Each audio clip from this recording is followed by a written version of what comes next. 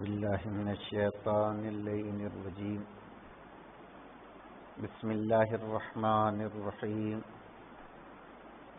الحمد للہ رب العالمین بسم اللہ الرحمن الرحیم ان الدین عند اللہ الاسلام۔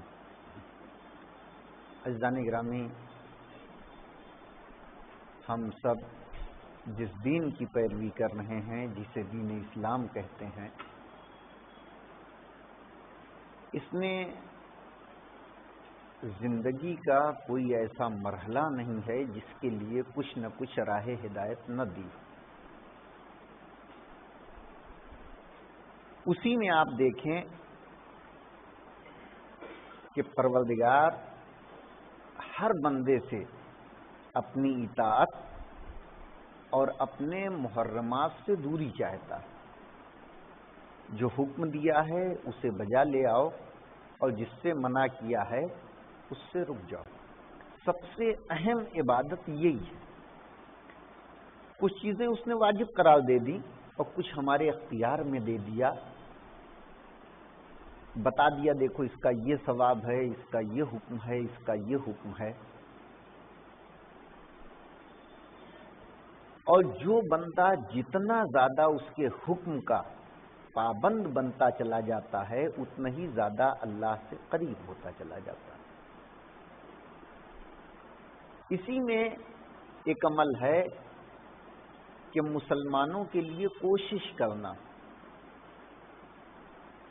آپ دیکھیں گھر میں، خاندان میں، سماج میں، معاشرے میں سب ایک جیسے افراد نہیں ہوتے۔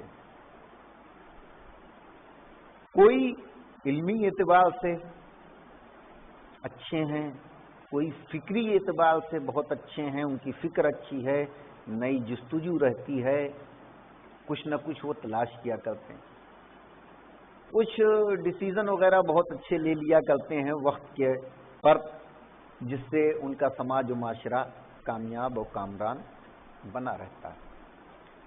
اسی میں ایک عمل کہ ہم اپنے گھر، خاندان، سماج، معاشرہ، دین، اس کے لیے کیا کر سکتے ہیں۔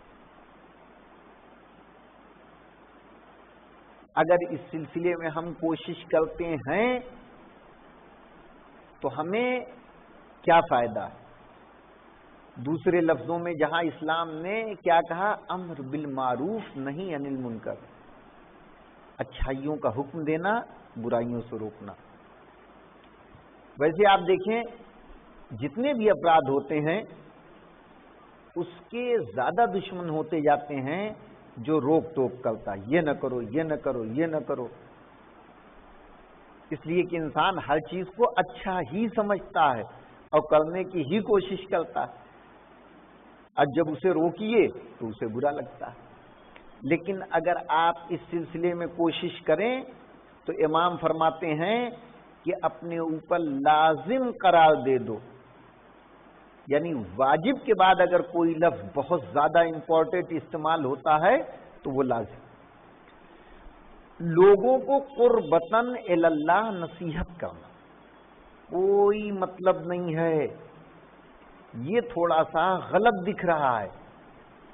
ہم کیا کریں کہ یہ برا بھی نہ مانے، بات بھی پہنچ جائے۔ ایسی تبلیغ کی ممانعت ہے۔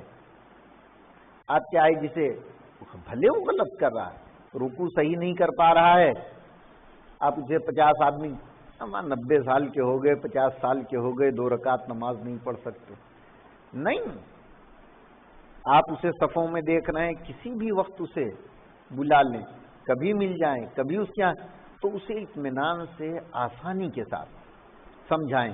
اسی لیے کہا کہ نصیحت موعظہ حسنہ اچھی ہونا چاہیے، پیغام پہنچانے کا طریقہ اچھا ہونا چاہیے، اس میں سخت مزاجی اچھی نہیں ہوتی، پیغام نہیں پہنچ پاتا ہے۔ تو اگر قربتاً الی اللہ نصیحت کرتا ہے پیش خدا، اس سے بہتر عمل کوئی نہیں، اللہ کے نزدیک اس عمل سے بہتر کوئی نہیں۔ عمل کوئی چھوٹا بڑا نہیں ہے، بس اس کے اندر اخلاص ہو، اس کے اندر اللہ کے لیے تڑپ ہو، اس کے لیے آل محمد کے پیغام کی فکر ہو، اگر یہ ساری چیزیں ہیں تو وہ سب سے اچھا۔ پھر آپ دیکھیں چھٹے امام فرماتے ہیں کہ رسول اللہ نے فرمایا مخلوق، یہ جو ہم لوگ ہیں یہ کیا ہے؟ مخلوق ہے اللہ کی۔ مخلوق اللہ کا کنبہ ہے، جیسے آپ کا کٹمب ہے، آپ کا کوئی خاندان ہے، ویسے مخلوق جو ہے اللہ کا کنبہ ہے۔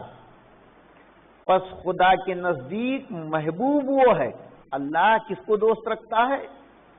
جو عیال اللہ کو نفع پہنچائے، یعنی اللہ کی مخلوق کو فائدہ پہنچائے۔ کوئی خدا نخواستہ بیمار ہے، آپ نے اسے راستہ بتا دیا، صحیح ڈاکٹر تک پہنچا دیا، سستی دوا تک پہنچا دیا، معقول ہاسپٹل تک پہنچا دیا۔ کوئی علمی اعتبار سے معذور ہے، کوئی ایسے اسباب فراہم کر دیے، وہ اتنا بیچارہ پیسہ نہیں دے سکتا ہے، نہ ڈاکٹر کو، نہ ٹیوشن کو، نہ اسکول کو، آپ نے کوئی اس سے آسان راستہ پہنچا دیا۔ تو جو نفع پہنچائے گا اور خاندان والوں کو خوش رکھے گا تو یہ اللہ کے نزدیک سب سے محبوب ہے۔ ہم اپنی زندگی بہترین گزار لیں اور ہماری زندگی سے کسی کو فائدہ نہ ہو تو اس زندگی سے کوئی فائدہ نہیں۔ جانور بھی، چرند پرند صبح بھوکے اٹھتے ہیں، رات بھر آرام سے گھونسلے میں بیٹھے رہتے ہیں، جاتے ہیں، اللہ پہ توکل ہے صبح ہوگی کچھ نہ کچھ ملے گا، نکلتے ہیں، ان کا رزق انہیں مل جاتا ہے۔ کسی کے پاس کوئی گوڈاؤن نہیں ہے، نہ بھینس کے پاس، نہ گائے کے پاس، نہ چکلی کے پاس، کسی کے پاس کوئی گوڈاؤن نہیں ہے کہ 2 دن کا راشن ہو، صرف انسان کے پاس ہے، اور یہی سب سے زیادہ پریشان ہے۔ ان کے یہاں دیکھیے زیادہ تر خود بخود مریض بھی ہوتے ہیں، ٹھیک بھی ہو جاتے ہیں۔ جتنا ہم سب کا ایمان یقین کمزور ہوتا جاتا ہے اتنی مشکلات بڑھتی چلی جاتی ہے۔ پیغمبر فرماتے ہیں جو مسلمان کو پانی کے طوفان یا آگ میں جلنے سے بچا لے، خدا نخواستہ کوئی ڈوب رہا ہے، کسی کے گھر میں آگ لگ گئی، محلے میں لگ گئی، آپ نے کوشش کر کے اسے بچا لیا تو جنت اس پر واجب ہے۔ پھر فرماتے ہیں ابو بصیر کہتے ہیں کہ میں نے چھٹے امام سے فرمایا مومن مومن کا بھائی ہے اور وہ دنوں ایک بدن کے مانند ہے، دونوں ایک بدن کے مانند ہے۔ اتنے سارے لوگ بیٹھے ہیں، سب صاحب ایمان ہیں، مولا فرماتے ہیں ایک بدن کے مانند ہے۔ بتائیے پیر میں اگر چوٹ آ جائے، ہم نے ابھی دوا نہیں لی، اس میں تکلیف اور بڑھی، پس آ گیا، تکلیف وہاں ہو رہی ہے، دوسرا عضو متاثر ہو رہا ہے کہ نہیں ہو رہا ہے؟ اگر متاثر ہو رہا ہے تو اس کے جسم کا حصہ ہے، اور اگر متاثر نہیں ہو رہا ہے، آنکھ میں درد ہو رہی ہے، فقط ہو رہی ہے، دوسرا عضو کوئی فرق نہیں پڑتا۔ تو بس ایسے ہی مومن مومن کا بھائی ہے، اگر ایک مومن کو تکلیف ہوتی ہے تو دوسرے کو محسوس ہونا چاہیے، اگر محسوس نہیں ہو رہی ہے تو پھر کیا کہا حدیث نے، انما المؤمنون اخوہ، مومن آپس میں بھائی ہیں۔ تو یہ چیز جو ہے ایک عضو کے مانند ہونا چاہیے، ایک جسم کے مانند ہونا چاہیے۔ آپ دیکھیں، آپ گاڑی سے جا رہے ہیں، چلا رہے ہیں، خدا نخواستہ کوئی گڈھا آیا، گاڑی کو آپ نے ٹن لیا تو پیر صاحب پہلے ہی زمین پہ خود بخود پہنچ جاتے ہیں کہ نہیں پہنچ جاتے ہیں؟ کیوں؟ یہ میرا کام۔ اور جھکے تو سینہ اور منہ پہنچنے سے پہلے ہاتھ پہنچ جاتے ہیں کہ نہیں؟ ایسے ہی ہمیں اور ہمارے گھر اور ہمارے سماج کو ہونا چاہیے. جو جس لائق ہے وہاں خود بخود پہنچ جائے تو ایک جسم کے مانند ہے. اب اسے یہ انتظار کرنا کہ ہمارے پاس فون آئے, ارے تم اس لائق ہو, پہل سے کس نے کہا کہ اب گاڑی گرنے والی ہے, تیری ضرورت ہے, گاڑی کا کام پورا ہو گیا, جب تک وہ چل رہی تھی, لیکن اب اتنی جھک گئی کہ بغیر تیرے سہارے کے نہیں رک پائے گی, تو خود بخود پہنچ جاتا ہے کہ نہیں. اور جب وہ لڑکھڑاتا ہے تو پھر ہاتھ جو ہے منہ کو زمین پہ پہنچنے سے پہلے, تو مومن مومن کے بھائی ہے, ایک عضو کے مانند ہے, ایک جسم کے مانند ہے. جیسے ایک کو تکلیف ہوتی ہے تو دوسرے کو ہوتی ہے, تو ایسے ہی ہمارے سماج کو, معاشرے کو, گھر کو, خاندان کو ہونا چاہیے. اگر کسی بھائی کو تکلیف ہے, اگر کسی خاندان میں ہے, تو جو اس میں جو کچھ بھی کر سکتا ہے اگر وہ پہنچ جاتا ہے تو ایک جسم کے معنی. مثال دی تو جس طریقے سے ایک عضو کو تکلیف ہوتی ہے تو سارا بدن متاثر ہوتا ہے, دو مومن کی روح ایک ہی روح ہوتی. تو معلوم یہ ہوا کہ کہیں پہ بھی ہو, کبھی کبھی ایسا ہوتا ہے, اب تو وہ ساری چیزیں بہت کم, فون اور اتنے زیادہ جو ہے وسائل ہو گئے کہ ہر وقت, ورنہ گھر میں جب فون یہ وہ نہیں تھا, ضعیف ہو, آج بہت دل گھبرا رہا ہے, آج بیٹھ رہا ہے, آج ایسا ہو رہا ہے, لگتا ہے کہ جو پردیس میں ہے, مسافرت میں ہے, کچھ نہ کچھ تکلیف. روایتوں میں بھی ملتا ہے. پھر امام فرماتے ہیں مومن مومن کا بھائی ہے بلحاظ اپنے ماں باپ کے, کیونکہ اللہ نے مومنین کو جنت کی مٹی سے پیدا کیا اور ان کی صورتوں میں نسیم جنت کو لہرا دیا. لہذا باپ اور ماں کو آپس میں بھائی بھائی ہیں. جب ہماری روح اور مومن کی روح ایک ہی ہے تو کہیں بھی تکلیف ہوتی ہے تو دوسرے کو محسوس ہوتا ہے, پتہ چلتا ہے. نویں امام فرماتے ہیں مومن دوسرے مومن کا خادم ہوتا ہے. پوچھا یہ کیسے؟ فرمایا اس سے مراد یہ ہے کہ ایک دوسرے کو فائدہ پہنچاتے ہیں, فائدہ پہنچاتے ہیں, ایک دوسرے کے کام آتے ہیں, ایک دوسرے کی تکلیفوں کو دور کرتے ہیں. ایمان کی یہی علامت ہے. اگر ہم آپ کسی کو فائدہ نہ پہنچا سکیں تو نقصان سوچنا بھی نہیں چاہیے, کرنا تو دور کی بات. مومن کی عظمت کو دیکھیں. جابر جوفی کہتے ہیں کہ میں ایک روز 5ویں امام کے سامنے دل گرفتہ پہنچا, جیسے دل بیٹھ رہا ہے, جو ابھی میں نے بات کہی کہ دل بیٹھ رہا ہے. میں نے حضرت سے کہا میں آپ پر فدا, بعض اوقات بغیر کسی مصیبت یا حادثے کے میں خود بخود ایسا رنجیدہ ہو جاتا ہوں, بغیر کسی مصیبت کے, نہ کوئی گھر میں بیمار ہے, نہ کوئی پریشانی آئی ہے, نہ کچھ بھی, لیکن غمزدہ ہو جاتا ہوں. میرے گھر والے اور میرے دوست مجھے پہچان جاتے ہیں, یہ ٹینشن میں ہو, جبکہ کچھ ایسا ہوا نہیں ہوتا, گھر والے بھی خوش ہیں, کوئی پرابلم بھی نہیں ہے, کچھ بھی نہیں ہے.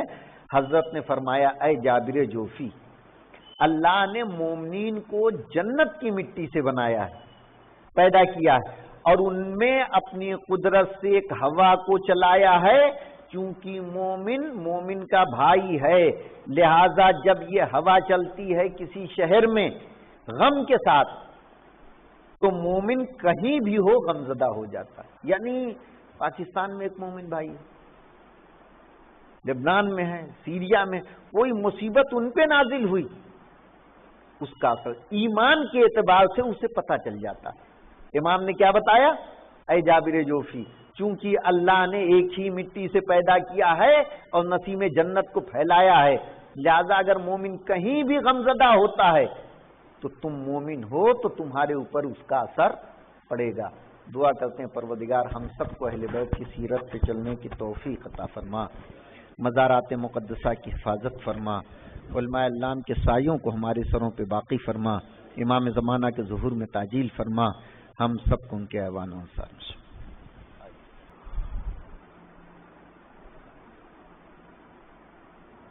سورہ رحمان 50 نمبر کی آیتوں تک ترجمہ اور تفسیر آپ کی خدمت میں پیش ہوا تھا، اور باقی آج کی باقی جو آیتیں ہیں وہ انشاءاللہ ان کا ترجمہ اور اس کی تفسیر آج کے اس درس میں بیان ہوگی۔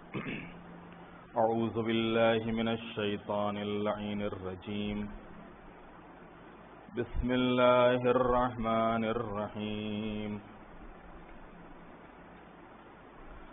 فیہما من کل فاکہۃ زوجان فبأي آلاء ربكما تكذبان متكئين على فرش بطائنها من استبرق وجنى الجنتين دان فبأي آلاء ربكما تكذبان فيهن قاصرات الطرف لم يطمثهن إنس قبلهم ولا جان فبأي آلاء ربكما تكذبان كأنهن الياقوت والمرجان فبأي آلاء ربكما تكذبان هل جزاء الإحسان إلا الإحسان فبأي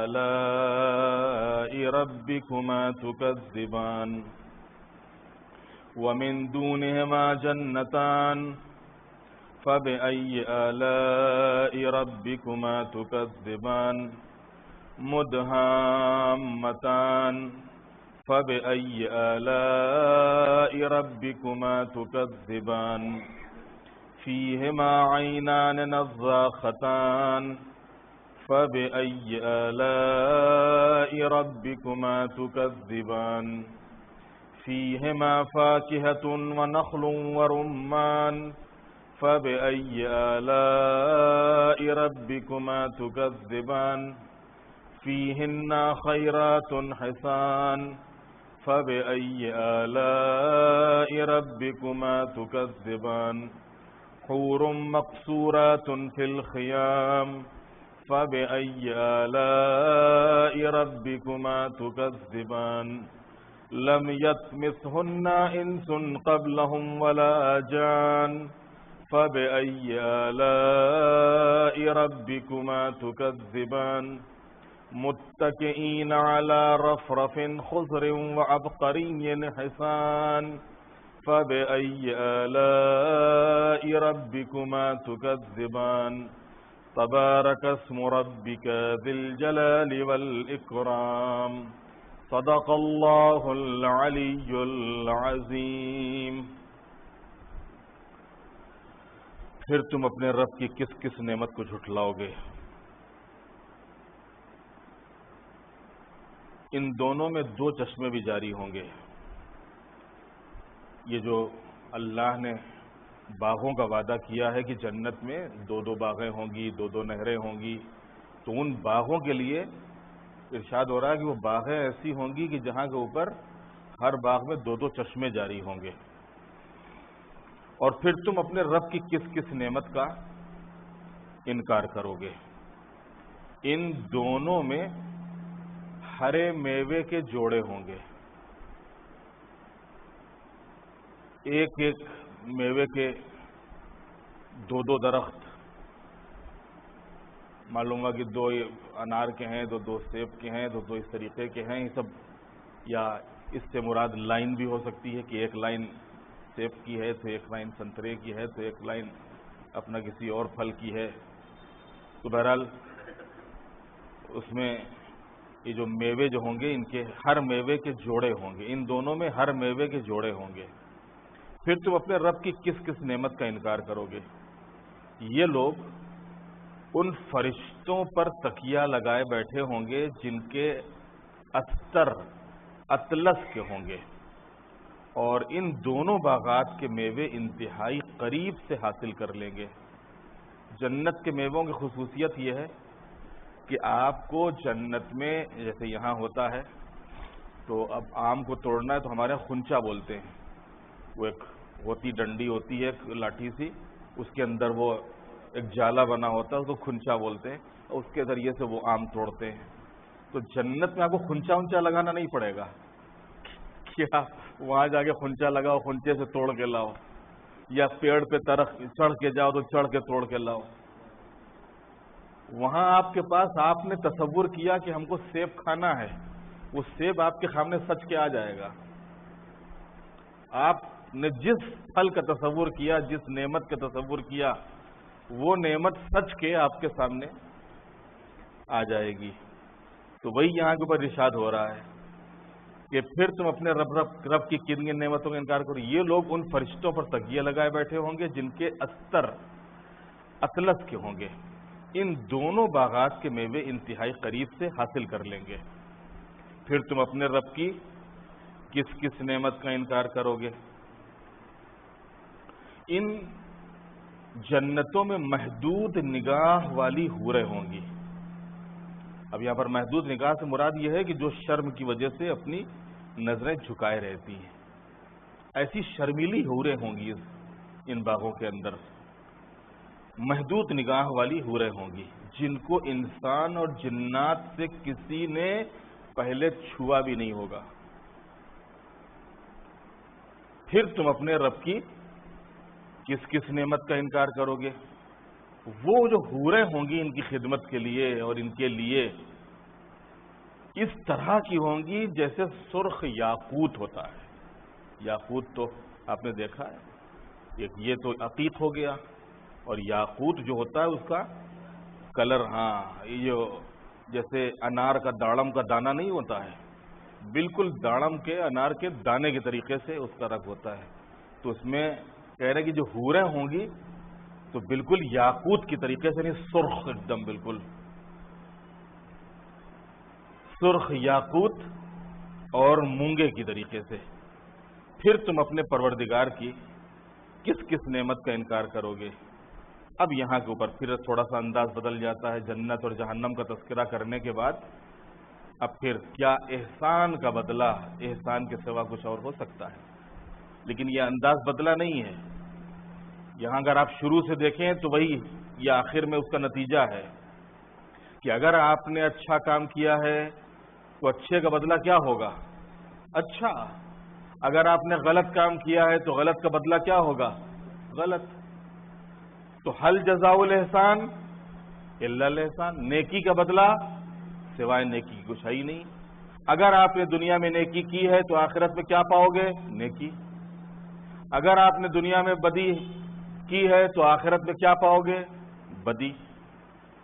تو احسان کا بدلہ احسان کے سوا کچھ نہیں، اور اسی کو قرآن مجید نے بیان کیا یہاں کے اوپر، بس احسان کا بدلہ سوائے احسان کے کچھ نہیں ہے۔ اور یہاں کے اوپر تھوڑا سا فٹ نوٹ بھی ہے، اگر اس کو ہم یہاں کے اوپر پڑھتے ہیں کہ احسان ہر وہ عمل نیک ہے جو واقعاً نیک ہو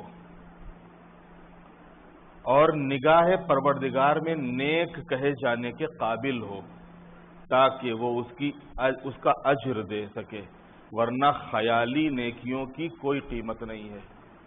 ہمارے اپنے من گھڑت نیکیوں کی یا بنائی ہوئی نیکیوں کی کوئی قیمت نہیں ہے۔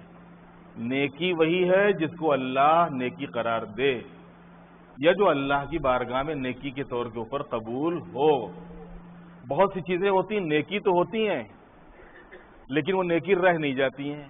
بھائی نماز پڑھنا نیکی ہے کہ نہیں ہے؟ لیکن یہ نیکی نہیں ہے،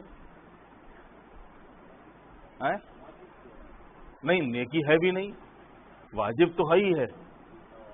احسان، اسی میں ریاکاری آ گئی، ختم ہو گئی نیکی، اسی میں دکھاوا آ گیا، نیکی ختم ہو گئی۔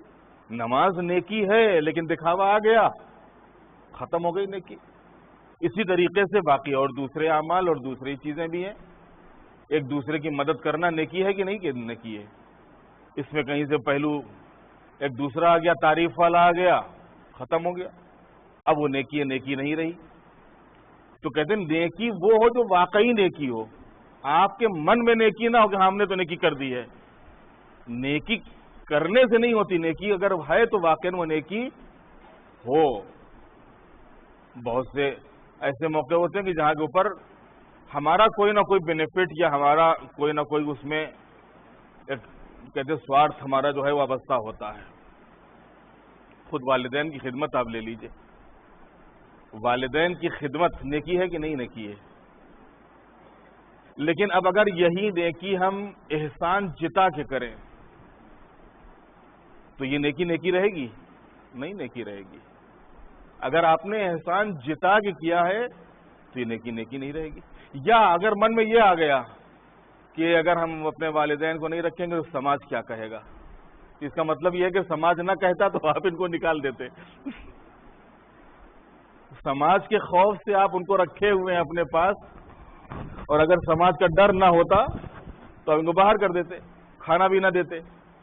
تو آپ نے اللہ کے خوف سے یا نیکی سمجھ کے یا قربتاً اللہ آپ نے نہیں انجام دیا اس کو، آپ نے سماج کے ڈر سے جو ہے اس کو رکھا ہوا ہے کہ نہیں سماج کیا کہے گا.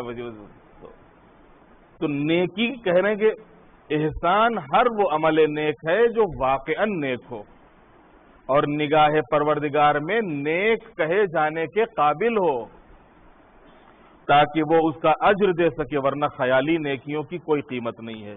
حل جزاء الاحسان الا الاحسان ایک عقلی قانون ہے بھائی، ہر انسان کی عقلی سے قبول کرتی ہے. اگر آپ نے ایسا کیا ہے تو ایسا ہوگا، آپ نے اچھا کیا ہے تو سامنے اچھا، برا کیا ہے تو برا. تو یہ ایک عقلی قانون ہے اور شرعی قانون بھی ہے. عقلی ہونے کے ساتھ ساتھ کہ جہاں ہمارے عقل اس قانون کو قبول کرتی ہے، وہیں عقل قبول کرنے کے ساتھ ساتھ شرعی قانون بھی ہے. صاحبان عقل بھی اس حقیقت کا اعتراف کرتے ہیں، اسے قبول کرتے ہیں کہ نیکی کا بدلہ نیکی کے سوا کچھ نہیں ہے. اور حکم شریعت بھی یہی ہے کہ اگر کوئی شخص تمہارے ساتھ نیک برتاؤ کرے تو اس کے ساتھ اس کا جواب تم نیکی کے ساتھ دو. نیکی کا بدلہ نیکی ہے. اگرچہ بدسرشت افراد نے اس قانون کا بھی خیال نہیں رکھا، یعنی جن کی فطرت میں خباثت ہوتی ہے، شرارت ہوتی ہے، انہوں نے اس کا بھی خیال نہیں رکھا، اور پروردگار جیسے احسان کرنے والے کے ساتھ بھی اچھا برتاؤ نہیں کیا اور اس کی بندگی سے کنارہ کش ہو گئے، بلکہ اس کے وجود تک کا انکار کر دیا کہ اللہ تو ہے ہی نہیں ہے. جس اللہ نے بندے کے ساتھ اتنی نیکی کی اور یہی بندہ کہہ رہا کہ اللہ تو ہے ہی نہیں ہے، اب اس سے بڑی بدبختی کیا ہوگی، اس سے بڑی کمبختی کیا ہوگی. تو احسان کا بدلہ احسان کے سوا کچھ نہیں ہو سکتا ہے. پھر تم اپنے رب کی کس کس نعمت کا انکار کرو گے. اور ان دونوں کے علاوہ دو باغات اور ہوں گے. اب یہ پھر آ گئے واپس، وہ جو کہا جا رہا تھا کہ کون کون جنت میں ہوں گے، کیسے لوگ ہوں گے، اور جنت کا ماحول کیسا ہوگا، اور جنت میں چشمے کیسے ہوں گے، جنت میں باغیں کیسی ہوں گی. آخر میں کہتے ہیں دو باغ وہ تو ہم نے بتائے تھے وہاں تم کو پہلے، ابھی دو باغ اور ہوں گے. اب یہ جو ہوں گے یہ کیا ہوں گے؟ پھر تم، اور ان دونوں کے علاوہ دو باغات اور ہوں گے، پھر تم اپنے رب کی کس کس نعمت کا انکار کرو گے. دونوں نہایت درجہ سرسبز و شاداب ہوں گے. یہ جو دونوں والے پہلے والے باغ بتا دی، اب یہ دونوں دو باغ اور ہوں گے. یہ دونوں کیسے ہوں گے؟ بہت گرین، بہت ہرے بھرے، سرسبز و شاداب. پھر تم اپنے رب کی کس کس نعمت کا انکار کرو گے. ان دونوں باغات میں بھی دو دو جوش مارتے ہوئے چشمے ہوں گے. دو باغ وہ ملے تھے، دو چشمے اس کے اندر تھے، پھر دو باغ ملے، ان دو باغوں میں دو چشمے اور ہوں گے. پھر تم اپنے رب کی کس کس نعمت کا انکار کرو گے. ان دونوں باغوں میں میوے ہوں گے، کھجوریں ہوں گی اور انار ہوں گے. پھر تم اپنے رب کی کس کس نعمت کا انکار کرو گے. ان جنتوں میں نیک سیرت اور خوبصورت عورتیں ہوں گی. وہاں پر کہا تھا حوریں ہوں گی، یہاں پر کیا کہہ رہے ہیں؟ عورتیں ہوں گی. بعض روایتوں میں آپ کی جانکاری اور معلومات کے لیے بہت سے لوگ سوال کرتے ہیں کہ اگر مردوں کے لیے حوریں ہیں تو عورتوں کے لیے کیا ہے؟ یہ ایک سوال آتا ہے. کہ اگر مردوں کے لیے حوریں ہیں تو عورتوں کے لیے کیا ہے؟ اللہ نے عورتوں کے لیے جہاں مردوں کے لیے حوریں رکھی ہیں وہیں عورتوں کے لیے بھی غلمان رکھے ہیں. اور ایک چیز اور جو روایتوں میں میں نے دیکھی، بعض نیک کردار اور صالح افراد جن کی نیک کردار اور صالح بیویاں دنیا میں ہیں، اور وہ ان نیک اور صالح عورتوں کے ساتھ، نیک اور صالح بیویوں کے ساتھ جنت میں رہنا چاہتے ہیں، کہ چاہتے ہیں یہی بیوی جو ہم کو دنیا میں ملی تھی یہی ہم کو وہاں ملے. اس کا بھی تذکرہ ہے، بعض روایتوں میں اس کا بھی ذکر ہے. شاید ہو سکتا ہے کہ عورتیں وہاں پر حوریں کہا کہ حوریں ہوں گی، یہاں پر کہا عورتیں ہوں گی. اور اللہ کیا کرے گا کہ ان عورتوں کو، ہو سکتا ہے دنیا میں جو تمہاری زوجہ رہی ہو، اخلاق کا تو بڑا اچھا تھا، کردار کی بڑی اچھی تھی، کہ شاید صورت اتنی اچھی نہ ہو. اب جنت میں تو آپ کو اچھی صورت والی چاہیے، تو اللہ کیا کرے گا؟ اسی کو حور بنا دے گا، حور والی صورت، ایک خوبصورت، اس کو اور خوبصورت بنا دے گا، اس کو اور اچھا کر دے گا، اور اس کو اور جاذب بنا دے گا اسی زوجہ کو. تو بہرحال یہ ہے روایتوں میں. بہت سے لوگ تمنا کرتے ہیں کہ بھائی ہم جس کے ساتھ دنیا میں زندگی گزارا ہے آخرت میں بھی ہمارا یہی ساتھی ہو، اور آخرت میں بھی ہم اسی کے ساتھ رہیں. ہے اس کے لیے ملے گی، لیکن انسان کے عقیدے اور انسان کے اعمال کے مطابق ہے. ہماری منمانی نہیں چلے گی کہ ہاں ہم نے چاہ لیا تو وہاں مل جائے گی. ہاں اگر ایسا کردار، ایسا ایمان دنیا میں ہے ہمارا کہ جو ہم وہاں چاہیں وہ مل جائے تو ملے گا، ورنہ اگر یہ ایسا کردار نہیں کہ ہم جو چاہیں وہ مل جائے اور اس کرم کے اوپر جو اللہ دے دے وہی بہت، تو ہم کو نہیں ملنے والا ہے. وہ تو بھی جو دے دے گا اسی پہ راضی رہنا پڑے گا. اس کے لیے وہ ایمان اور وہ کردار ہونا چاہیے. پھر تم اپنے رب کی کس کس نعمت کو کا انکار کرو گے. ان جنتوں میں نیک سیرت اور خوبصورت عورتیں ہوں گی. پھر تم اپنے رب کی کس کس نعمت کا انکار کرو گے. وہ حوریں ہیں جو خیموں کے اندر چھپی بیٹھی ہوں گی. تم اپنے رب کی کس کس نعمت کا انکار کرو گے. انہیں ان سے پہلے کسی انسان یا جن نے ہاتھ نہ لگایا ہوگا. پھر تم اپنے رب کی کس کس نعمت کا انکار کرو گے. وہ لوگ سبز قالینوں اور بہترین مسندوں پر ٹیک لگائے بیٹھے ہوں گے. پھر تم اپنے رب کی کس کس نعمت کا انکار کرو گے. بڑا بابرکت ہے آپ کے پروردگار کا نام، جو صاحب جلال بھی ہے اور صاحب اکرام بھی. اس کے متعلق آپ کو پہلے شروع میں بالکل بتایا تھا. جلال اور اکرام، اللہ نے جہاں کہا جلال وہیں جلال کے ساتھ ساتھ کیا کہا؟ اکرام. کیوں؟ جلال کہا بندہ ڈر گیا، فوراً اس کے ڈر کو ختم کرنے کے لیے کہا وہ اکرام بھی ہے. ڈرو نہیں، گھبراؤ نہیں اس سے، وہ کرم کرنے والا بھی ہے. لہذا جہاں اس نے کہا جلال، اس کا نام جلال ہے، وہیں صاحب جلال ہے وہ، وہیں صاحب جلال ہونے کے ساتھ ساتھ صاحب اکرام بھی ہے. جہاں اس کا غضب بہت زیادہ ہے وہیں غضب کے ساتھ ساتھ اس کا رحم بھی بہت زیادہ ہے. اگر بندے نے کچھ کیا ہے ایسا، اللہ کو تو بہانہ چاہیے بخشنے کے لیے، معاف کرنے کے لیے بہانہ ڈھونڈتا ہے اللہ، کچھ مل جائے اور اس کو معاف کر دیں. کوئی ایک بات اس بندے میں ایسی مل جائے جس کو ہم اس کو جانے چلو چھوڑو، جانے دو جنت میں اس کو، تو اللہ تو بہانہ ڈھونڈتا ہے. واقعی وہ ارحم الراحمین ہے کہ بندے کا کوئی ایسی نیکی مل جائے، کوئی ایسی بھلائی مل جائے، کوئی ایسا کچھ عمل مل جائے کہ جس کی بنیاد پر اس کو جنت، ہم اس جہنم حرام کر دیں اور اس کو جنت میں جانے دیں اس کو، یا اس نے جو بھی غلطی کی ہے، اسے جو گناہ کیا ہے اس سے درگزر کریں اور اس کو جنت میں داخل کر دیں.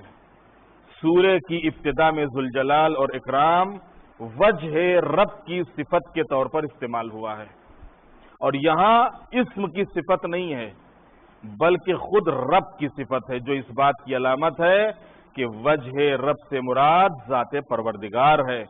اور اس میں رب اسی ذات کے نام کی تعبیر ہے جو خود بھی بابرکت ہے۔ میں نے بتایا تھا، دیکھیے اللہ تعالیٰ کے نام اور صفات، ہمارے نام اور صفتیں الگ الگ ہوتی ہیں، لیکن اللہ تعالیٰ کے جو نام ہیں وہی اس کی صفتیں ہیں، جو اس کی صفتیں ہیں وہی اس کے نام ہیں۔ واضح رہے کہ سورہ مبارکہ میں ایک آیت 31 مرتبہ دہرائی گئی ہے۔ کون سی؟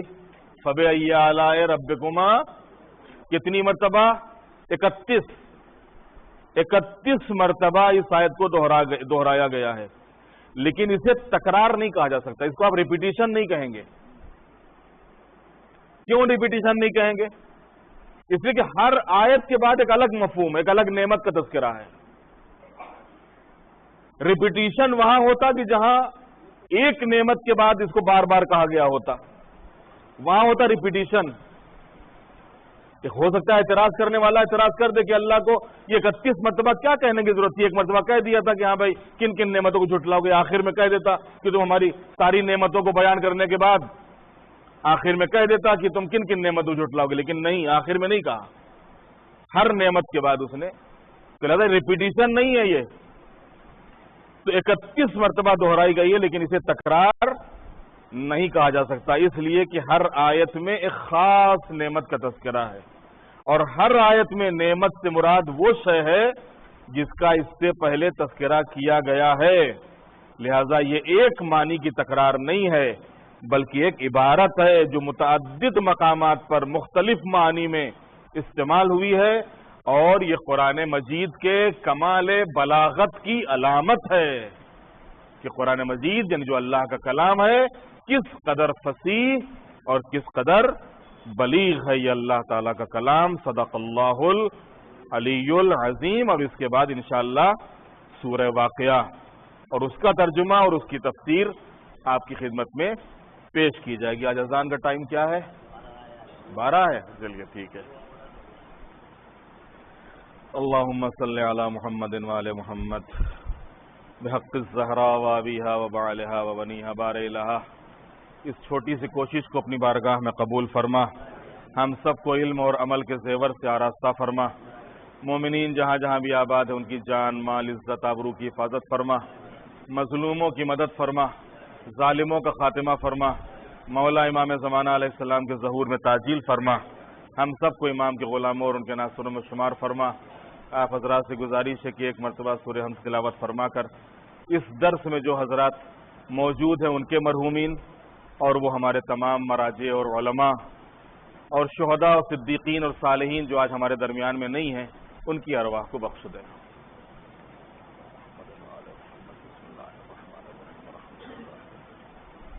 الرحمن الرحیم مالک یوم الدین۔